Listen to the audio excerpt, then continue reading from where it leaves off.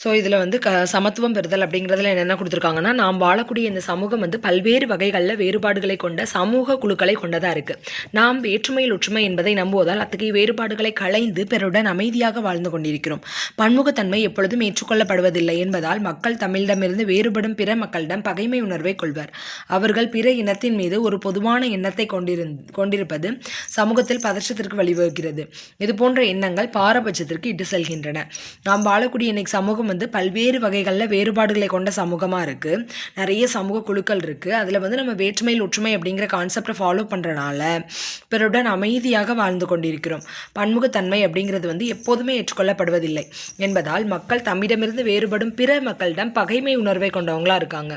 அவர்கள் பிற இனத்தின் மீது ஒரு பொதுவான எண்ணத்தை கொண்டிருப்பது சமூகத்தில் பதற்றத்திற்கு வழிவகுக்கிறது. இது போன்ற எண்ணங்கள் பாரபட்சத்திற்கு இட்டு செல்லக்கூடியதாக இருக்குது அப்படின்னு சொல்லிட்டாங்க. சரியா? ஸோ என்ன சொல்லியிருக்காங்கன்னா, நம்ம வந்து வேற்றுமையில் ஒற்றுமையை ஃபாலோ பண்ணிகிட்ருக்கோம். ஆனாலும் இன்றைக்கி வந்து நிறைய சமூக குழுக்கள் இருக்கிறனால நிறைய பன்முகத்தன்மை இருக்குது. மக்கள் ஒருத்தங்க டிஃப்ரென்ஸாக இருக்கிறனால பகைமை உணர்வு இருக்குது. ஸோ பிற இனத்தின் மீது ஒரு பொதுவான பாரபட்சம் வந்து வருது அப்படின்னு சொல்லி முடிச்சிட்டாங்க. ஸோ பாரபட்சம் அப்படின்னா என்னதுன்னா, பாரபட்சம் என்பது மற்றவர்களை பற்றி எதிர்மறையான அல்லது தாழ்வான முறையில் கருதுவதாகும். அவர்களை பற்றி அறிந்து கொள்ளாமலே தவறாக முன்முடிவு எடுப்பதாகும். மக்கள் தவறான நம்பிக்கைகளையும் கருத்துக்களையும் கொண்டிருக்கும் போது பாரபட்சம் ஏற்படுகின்றது. முன்முடிவு அப்படிங்கிறது வந்து முன் கூட்டல் முடிவு பாரபட்சம் அப்படின்னு சொல்கிறாங்க. அதான் என்னதுன்னா, பாரபட்சம் அப்படிங்கிறது வந்து மற்றவர்களை பற்றி எதிர்மறையான கருத்து, அப்படி இல்லைன்னா தாழ்வான முறையில் கருதுவதாகும். அவர்களை பற்றி அறிந்து கொள்ளாமலே ஒரு தவறான முன்முடிவு எடுக்கிறது தான் பாரபட்சம். மக்கள் வந்து தவறான நம்பிக்கைகளையும் கருத்துக்களையும் கொண்டிருந்தோம் அப்படின்னா நமக்கு வந்து பாரபட்சம் ஏற்படுகிறது. முன்முடிவு முன் கூட்டல் முடிவு பாரபட்சம் அப்படின்னு சொல்கிறோம். பாரபட்சம் என்ற வார்த்தை முன்முடிவினை குறிக்கிறது. பாரபட்சம் என்பது மக்களின் மத நம்பிக்கைகள், அவர்கள் வாழ்கின்ற பகுதிகள், நிறம், மொழி மற்றும் உடை போன்ற பலவற்றை அடிப்படையாக கொண்டுள்ளது. பாரபட்சமானது பாலின ரீதியாகவும் இன ரீதியாகவும் வர்க்க ரீதியாகவும் மாற்றுத்திறனாளிகள் மீதும் பிறவற்றிலும் காணப்படுகிறது. ஸோ பாரபட்சம் அப்படின்னு எடுத்துக்கிட்டோம் அப்படின்னா முன்முடிவு அப்படின்னு சொல்கிறோம். ஸோ பாரபட்சம் மக்களுடைய மத நம்பிக்கைகள், அவங்க வாழ்கிற பகுதி, அவங்களுடைய நிறமாக இருக்கட்டும், மொழியாக இருக்கட்டும், உடையாக இருக்கட்டும், இப்படி பலவற்றை அடிப்படையாக கொண்டிருக்கு. பாரபட்சமானது பாலின ரீதியாகவும் இன ரீதியாகவும் வர்க்க ரீதியாகவும் மாற்றுத்திறனாளிகள் மீதும் பிறவற்றிலும் காணப்படுது அப்படின்னு சொல்லிட்டாங்க. உதாரணமாக, கிராமப்புற மக்களை விட நகர்ப்புற மக்களின் மனப்பான்மை மற்றும் நடத்தையானது நாகரீகமானது அப்படின்னு சொல்லி பாரபட்சமாக ஒரு முடிவு வச்சுருக்காங்க. பாரபட்சம் அப்படிங்கிற வார்த்தை வந்து முன்முடிவு. நம்ம அவங்கள்ட்ட பழகாமே, அவங்கள பற்றி தெரிஞ்சுக்காமே பாரபட்சம் அப்படின்னு தான் இருக்கும். மக்களுடைய மத நம்பிக்கைகள், அவர்கள் வாழ்கின்ற பகுதிகள், நிறம், மொழி மற்றும் உடை போன்ற பலவற்றை அடிப்படையாக கொண்டிருக்கு. பாரபட்சமானது பாலின ரீதியாகவும் இன ரீதியாகவும் வர்க்க ரீதியாகவும் மாற்றுத்திறனாளிகள் மீதும் மற்றும் பிறவற்றிலும் காணப்படக்கூடியதாக இருக்குது.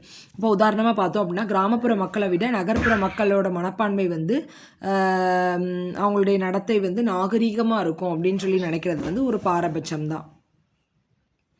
எதனாலலாம் பாரபட்சம் உருவாகலாம்னா, ஒன்று பாலின ரீதியாக உருவாகலாம், இல்லைனா இன ரீதியாக உருவாகலாம், இல்லைனா வர்க்க ரீதியாக உருவாகலாம். மாற்றுத்திறனாளிகள் மீது கூட பாரபட்சம் வந்து உருவாகலாம் அப்படின்னு சொல்லியிருக்காங்க. பாரபட்சம் உருவாக்கான காரணங்கள். பாரபட்சம் உருவாவதற்கு பொதுவான சமூக காரணங்கள்: சமூக மயமாக்கல், நிர்ணயிக்கப்பட்ட நடத்தை, பொருளாதார பயன்கள், சர்வாதிகார ஆளுமை, இன மைய கொள்கை, கட்டுப்பாடான குழு அமைப்பு, முரண்பாடுகள், இது எல்லாமே வந்து பாரபட்சம் உருவாவதற்கான காரணமாக இருக்குது. சமூக மயமாக்கல், நிர்ணயிக்கப்பட்ட நடத்தை, பொருளாதார பயன்கள், சர்வாதிகார ஆளுமை, இன மைய கொள்கை, கட்டுப்பாடான குழு அமைப்பு, முரண்பாடுகள், இது எல்லாமே என்னது ஒரு பாரபட்சம் உருவாகிறதுக்கான காரணிகளாக இருக்குது. ஒரே மாதிரியான கருத்து. பாரபட்சமான கருத்து வலுப்பெறும் போது அது ஒரே மாதிரியான கருத்தாக வளர்ச்சி அடைகிறது. குறிப்பிட்ட ஒன்றை பற்றிய தவறான கருத்தோ அல்லது பார்வையோ ஒரே மாதிரியாக அனைவரிடம் உருவாவது ஒரே மாதிரியான கருத்துருவாக்கம் ஆகும். அதான் பாரபட்சம் அப்படிங்கிறது என்னதுன்னா, பாரபட்சம் வந்து அது வலு பெறுது அப்படின்னா அது ஒரே மாதிரியான கருத்தாக வளர்ச்சி அடைகிறது. குறிப்பிட்ட ஒன்றை பற்றி தவறான கருத்தோ அல்லது பார்வையோ ஒரே மாதிரியாக அனைவரிடமும் உருவாகும் போது அது வந்து ஒரே மாதிரியான கருத்துருவாக்கமாக மாறுது. உதாரணமாக, பெண்கள் விளையாட்டிற்கு உகந்தவர்கள் அல்ல என்பது ஒரே மாதிரியான கருத்துருவாக்கம் ஆகும். சிறு வயதிலேயே பொருட்கள், குழுக்கள் மற்றும் கருத்தியல்கள் பற்றி ஒரே மாதிரியான கருத்துக்களை குழந்தைகள் வளர்க்கின்றனர். இதனால் பொருட்கள், மனிதர்கள், கலாச்சாரம், நம்பிக்கைகள் மற்றும் மொழி மீதான குழந்தைகளின் வெறுப்புகள் வலுப்படுகின்றன. அதான் ஒரே மாதிரியான கருத்துருவாக்கம் அப்படிங்கிறது என்னன்னா, சின்ன வயசுலேயே பொருட்கள், குழுக்கள் மற்றும் கருத்தியல்கள் பற்றி ஒரே மாதிரியான கருத்துக்கள் வந்து குழந்தைகள் வந்து வளர்ந்துட்டு இருக்காங்க. அதனால பொருட்கள், மனிதர்கள், கலாச்சாரம், நம்பிக்கைகள் மற்றும் மொழி மீதான குழந்தைகளின் வெறுப்புகள் வந்து வலுப்படுது. எடுத்துக்காட்டாக, ரகுவின் கண்ணில் மென்பந்து தாக்கியதால் அவன் அழத் தொடங்கினான். உடனே அவனை பார்த்து அனைவரும் சிரிக்கத் தொடங்கினர். ஆனால் ரகுவின் கண்ணில் மென்பந்து தாக்கிய போது அவனது நண்பன் மணிக்கு உண்மையில் வருத்தமாக இருந்தது. ஆனால் அவனும் மற்றவர்களுடன் இணைந்து சிரிக்கத்தான் செய்தான். மேற்கூறிய எடுத்துக்காட்டிலிருந்து பெண்கள் அழுவார்கள் என்றும் ஆண்கள் அழக்கூடாது என்றும் பொதுவான கருத்து வலியுறுத்துகிறோம். ஆகையால் தான் ரகு வலியால் அழுத போது மற்ற அனைவரும் அவனை பார்த்து சிரித்தனர். இதிலிருந்து நாம் ஒருவர் மீதான தவறான எண்ணத்தை ஏற்படுத்தி கொள்ளும் பொழுது அங்கு மாறா கருத்து உருவாகிறது என்பதை நாம் புரிந்து கொள்ளலாம். பாலின அடிப்படையில் மாறா கருத்தினை பற்றிய திரைப்படங்கள், விளம்பரங்கள் மற்றும் தொலைக்காட்சி தொடர்களில் சித்தரிக்கப்படுவதை காணலாம். சலவை கட்டி, சலவை இயந்திரம், பாத்திரங்களை கழுவுதல் தொடர்பான அனைத்து விளம்பரங்களிலும் பெண்களையே முன்னிறுத்துகின்றனர். இருசக்கர வாகனம் போன்ற விளம்பரத்தில் ஆண்களை முன்னிறுத்துகின்றனர். இவ்வாறு பாலின அடிப்படையில் மாறா கருத்து இருப்பதை காணலாம். சமத்துவமின்மை மற்றும் பாகுபாடு. சமத்துவமின்மை என்பது ஒருவர் மற்றவரை பாகுபாட்டுடன் நடத்துவது ஆகும். சாதி ஏற்றத்தாழ்வு, மத சமத்துவமின்மை, இன வேறுபாடு மற்றும் பாலின வேறுபாடு போன்ற பல்வேறு ஏற்றத்தாழ்வுகள் பாகுபாட்டை வளர்க்கின்றன. சமத்துவமின்மை பாகுபாடுனா என்னதுன்னா, சமத்துவமின்மை என்பது ஒருவர் மற்றவரை பாகுபாட்டுடன் நடத்துவது ஆகும். சாதி ஏற்றத்தாழ்வு, மத சமத்துவமின்மை, இன வேறுபாடு மற்றும் பாலின வேறுபாடு போன்ற பல்வேறு ஏற்றத்தாழ்வுகள் பாகுபாட்டை வளர்க்கின்றன. மக்களுக்கு எதிரான எதிர்மறையான செயல்களை பாகுபாடு எனப்படும். சாதி, மதம், பாலினம் சார்ந்து கடைபிடிக்கப்படும் பாகுபாடுகளை சமத்துவமின்மை, தீண்டாமை ஆகியவற்றுக்கான காரணிகள் ஆகும். வெள்ளை நிறம், கருமை நிறம் என நிற வேறுபாடு காட்டுதல் சமத்துவமின்மையை காட்டுகிறது. சாதி, மதம், பாலினம் சார்ந்து கடைபிடிக்கப்படக்கூடிய பாகுபாடுகள் தான் சமத்துவமின்மை, தீண்டாமை அப்படின்னு அழைக்கப்படுது. ஸோ வெள்ளை நிறம், கருமை நிறம் இந்த மாதிரி காமிக்கிறது. சாதி, பாலினம் மற்றும் மத அடிப்படையிலான கூறுகளால் கிடைக்க வேண்டிய வாய்ப்புகள், சம உரிமை, சமநிலைப்பாடு பாதிக்கப்பட்டவர்களுக்கு மறுக்கப்படுகிறது அப்படின்னு சொல்லி போட்டிருக்காங்க.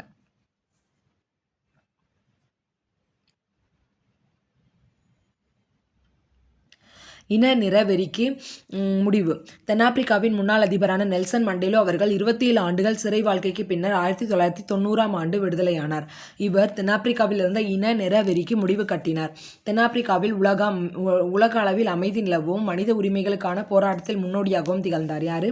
இன நிறவெறிக்கு முடிவு கட்டியவர். தென்னாப்பிரிக்காவோட முன்னாள் அதிபராக இருந்த நெல்சன் மண்டேலோ 27 ஆண்டுகள் சிறை வாழ்க்கைக்கு பின்னர் 1990ஆம் ஆண்டு விடுதலையாயிருக்காரு. சரியா? இவர் வந்து தென்னாப்பிரிக்காவில் இருந்த இன நிறவெறிக்கு வந்து முடிவு கட்டினார். தென்னாப்பிரிக்காவில் உலக அளவில் அமைதி நிலவும் மனித உரிமைகளுக்கான போராட்டத்தில் முன்னோடியாகவும் திகழ்ந்திருக்காரு. தென்னாப்பிரிக்காவின் முன்னாள் அதிபரான நெல்சன் மண்டேலோ 27 ஆண்டுகள் சிறை வாழ்க்கைக்கு பின்னர் 1990 வந்து விடுதலை அடைஞ்சிருக்காரு. இவர் தென்னாப்பிரிக்காவில் இருந்த இன நிற வெறிக்கு முடிவு கட்டியிருக்காரு. தென்னாப்பிரிக்காவில் உலக அளவில் அமைதி நிலவும் மனித உரிமைகளுக்கான போராட்டத்தில் வந்து இவர் வந்து ஒரு முன்னோடியாகவும் திகழ்ந்திருக்காரு. குடிமக்களுக்கு எதிராக மதம், இனம், சாதி, பாலினம், பிறப்பிடம் என்ற அடிப்படையில் பாகுபாடு காட்டக்கூடாது என்று இந்திய அரசியலமைப்பு சட்டப்பிரிவு 15(1) வந்து அறிவுறுத்துகிறது. ஸோ குடிமக்களுக்கு எதிராக மதம், இனம், சாதி, பாலினம், பிறப்பிடம் என்ற அடிப்படையில் பாகுபாடு காட்டக்கூடாது என்று இந்திய அரசியலமைப்பு சட்டப்பிரிவு 15(1) வந்து அறிவுறுத்துகிறது. சாதி பாகுபாடு. இந்தியாவில் சமத்துவமின்மை மற்றும் பாகுபாட்டிற்கான மிக முக்கியமான காரணம் சாதி முறை ஆகும். வேத கால ஆரிய சமுதாயத்தில் நிலவிய வர்ண அடிப்படையில் இருந்து சாதி படிநிலை முறை உருவானது. தொடக்கத்தில் வர்ண அமைப்பும் தொழில் அடிப்படையில் நெகிழ்வான சமூக பிரிவினைகளை கொண்டிருந்தது. பிற்கால வேத சமுதாயத்தில் இறுக்கமான பாகுபாடுகள் நிறைந்த பிறப்பு அடிப்படையில் படிநிலைப்படுத்தப்பட்ட சாதி பிரிவுகளாக வர்ண அமைப்புகள் விரிவடைந்தது. இந்தியாவில் சாதி ஒடுக்குமுறைகளுக்கு எதிராக பலரும் போராடி வருகின்றனர்.